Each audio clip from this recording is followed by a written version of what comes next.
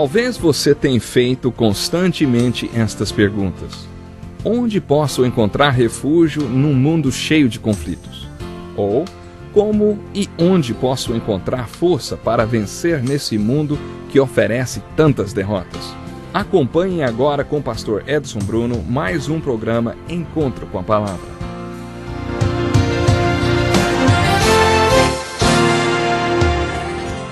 Seja muito bem-vindo ao Encontro com a Palavra de hoje.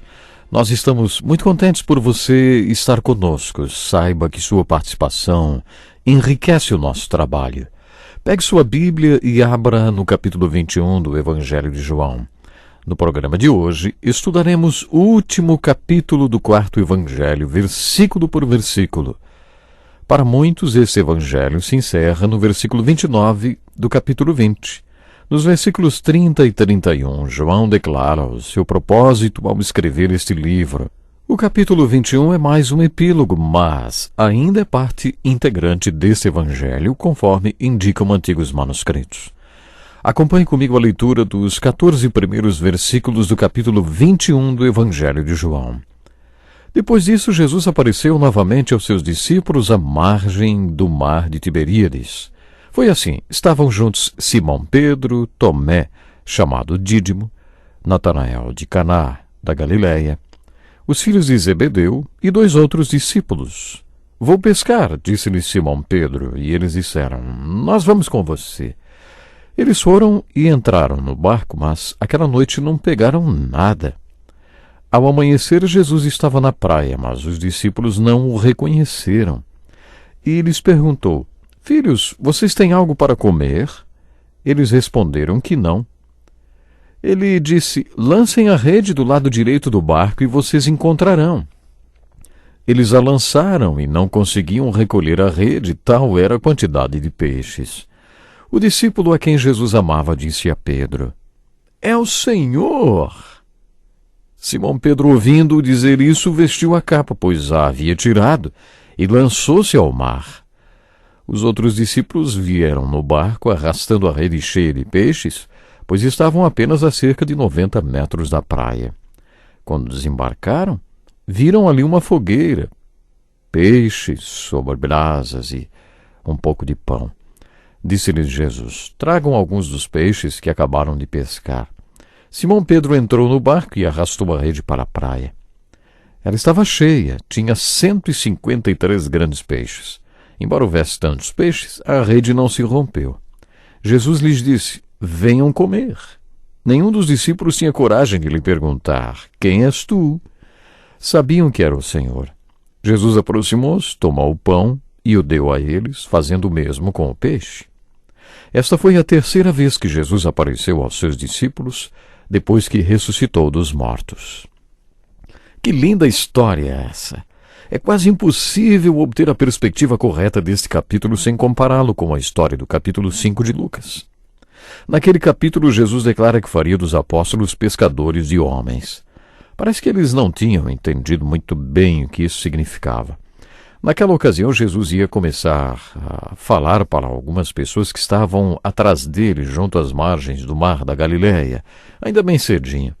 Pedro e seus sócios tinham pescado a noite inteira e, mais uma vez, não tinham pegado nada. Jesus disse a Pedro que gostaria de usar o barco dele como púlpito. Pedro atendeu o pedido de Jesus e Jesus sentou-se no barco, de onde ensinou para a pequena multidão. Depois de encerrado seu sermão, Jesus sugeriu que Pedro levasse seu barco para mais distante da praia, onde as águas eram mais profundas, e lá, então, jogasse a sua rede outra vez. Pedro, com um pouco de resistência, respondeu ao Senhor, Mestre, esforçamo-nos a noite inteira e não pegamos nada, mas porque és tu quem está dizendo isto, eu vou lançar as redes. Pedro obedeceu ao Senhor e quando puxou as redes, elas quase se rasgam, tamanha era a quantidade de peixes.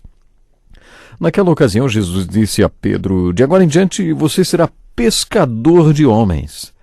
Aquela experiência serviria como lembrete para Pedro mais tarde.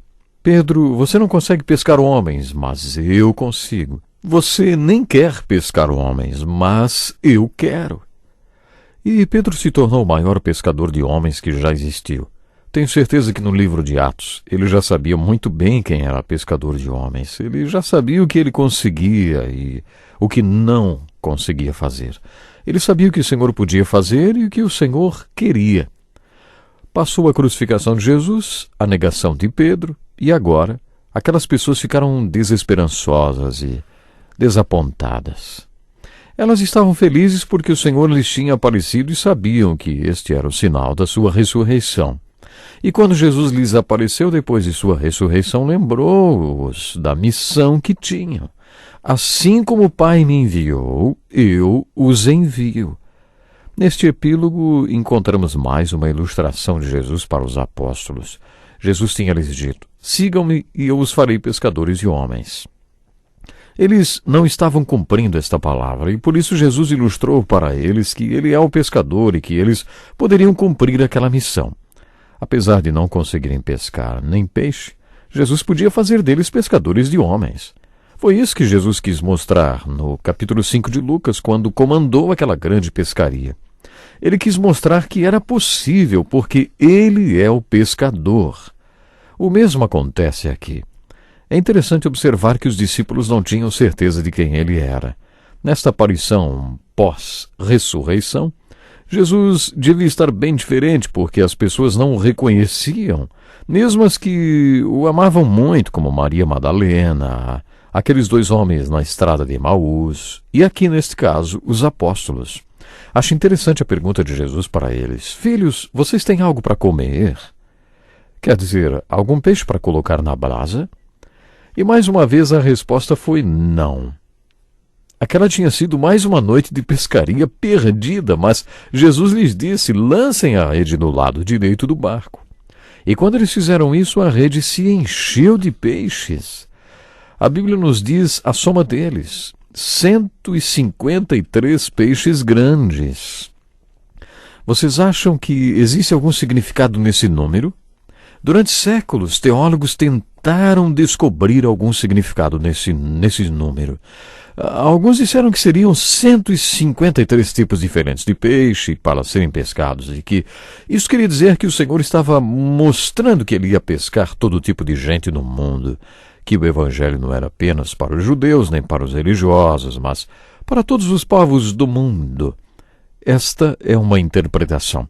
Outra interpretação tem a ver com o seguinte cálculo: 153 corresponde a 3 vezes 50 mais 3. O número 100 era considerado um número cheio, retomando a ideia de que uns produziriam frutos a 100 por 1, a 60 por 1 e a 30 por 1. E poderia estar implícito que muitas pessoas iriam para a colheita ou para esta pescaria de homens, para a grande comissão, conforme vemos no final dos Evangelhos e no início do livro de Atos, mas isso seria obra do Pai, obra do Filho e do Espírito Santo. Portanto, 3 vezes 50 mais 3 indicaria uma colheita, sim, mas esta colheita é uma obra do Pai, do Filho e do Espírito Santo, ou seja, da Trindade. Na verdade, não podemos afirmar categoricamente se há algum significado simbólico no número 153. O fato é que foi uma grande pescaria e, com certeza, os pescadores iam querer saber exatamente quantos peixes haviam pegado. E o fato da rede não ter arrebentado, bom, sabe por quê? Porque quando alguém é alcançado, passa a pertencer ao Pai. O Pai os entregou a Jesus e nenhum deles se perdeu, como Jesus afirmou. Nenhum dos peixes apanhados se perderia. Podemos fazer várias aplicações desse texto. Mas na metade do capítulo, no versículo 15, deparamos-nos com mais um capítulo da vida de Pedro. Acompanhe comigo a leitura desse texto. Depois de comerem, Jesus perguntou a Simão Pedro: Simão, filho de João, você me ama mais do que estes? Ele disse: Sim, Senhor, tu sabes que te amo. Disse Jesus: Cuide dos meus cordeiros. Novamente Jesus disse: Simão, filho de João, você me ama? Ele respondeu: Sim, Senhor, tu sabes que eu te amo. Disse Jesus: Pastorei as minhas ovelhas. Pela 3ª vez ele lhe disse: Simão, filho de João, você me ama? Pedro ficou magoado por Jesus lhe ter perguntado pela 3ª vez: Você me ama? E lhe disse: Senhor, tu sabes todas as coisas. e sabes que te amo. Disse-lhe Jesus: cuide das minhas ovelhas. De todos os acontecimentos envolvendo Pedro, este é o mais comovente. Como já dissemos neste episódio, o Senhor Jesus ensinou a Pedro uma lição que todo servo do Senhor precisa aprender para que Deus o use com muito poder. Primeira lição: você é ninguém.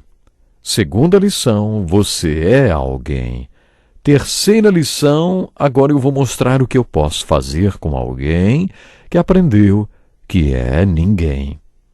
Outra maneira de afirmar a mesma verdade é: bem-aventurados os pobres em espírito, felizes os que choram por serem pobres em espírito. Quando eles fazem de Deus o Rei de suas vidas, encontram consolo e as bênçãos resultantes do conhecimento dos 4 segredos espirituais. Eu não sou, mas Ele é. Eu não consigo, mas Ele consegue. Eu não quero fazer nada, mas Ele quer. Conhecendo estes segredos, um dia, talvez, possamos dizer: eu não fiz, mas Ele fez. Pedro estava aprendendo esta lição. Você se lembra do que Jesus falou durante a última ceia? Digo-lhes que certamente um de vocês me trairá. Nesse momento, todos ficaram muito inseguros, sem saber a quem Jesus estava se referindo. Sabe, é interessante observar que, neste momento, nenhum deles fez qualquer crítica a Judas, nem o menosprezou. Imagine o que eles poderiam ter dito a respeito deste homem que traiu o Senhor, mas eles não tinham certeza de quem seria o traidor. Eles não foram duros com Judas, apenas reportaram que Judas o traiu. Pena que agora nós já estamos caminhando para o final do programa de hoje, mas antes de irmos eu gostaria de outra vez lembrar algo a você. Nós já temos falado sobre isso, não apenas neste programa, mas em outros também. Bem-aventurados os pobres em espírito, felizes os que choram por serem pobres de espírito. Quando eles fazem de Deus o Rei de suas vidas, encontram consolo e as bênçãos resultantes do conhecimento dos 4 segredos espirituais, ou seja, eu não sou, mas Ele é. Eu não consigo, mas Ele consegue. Eu não quero fazer nada, mas Ele quer. Conhecendo esses segredos, um dia, talvez, possamos dizer: eu não fiz, mas Ele fez. Saiba que, como Pedro aprendeu esta lição tão preciosa e foi de uma forma poderosa utilizada por Deus, você também pode ser utilizado de uma forma poderosa para o crescimento do reino de Deus. Nós vamos ficando por aqui hoje. Deus lhe abençoe. Até o próximo programa. Que lição importantíssima. Obrigado, Pastor Edson Bruno. Prezado ouvinte, coloque em prática o que você ouviu aqui. Sem dúvida, sua vida será grandemente abençoada. Este é um estudo escrito pelo Dr. Dick Woodward, na voz do Pastor Edson Bruno. Escreva-nos e solicite o material. Nosso endereço é Encontro com a Palavra, Caixa Postal 2011, CEP 89201-970, Joinville, Santa Catarina. Até o nosso próximo encontro com a Palavra.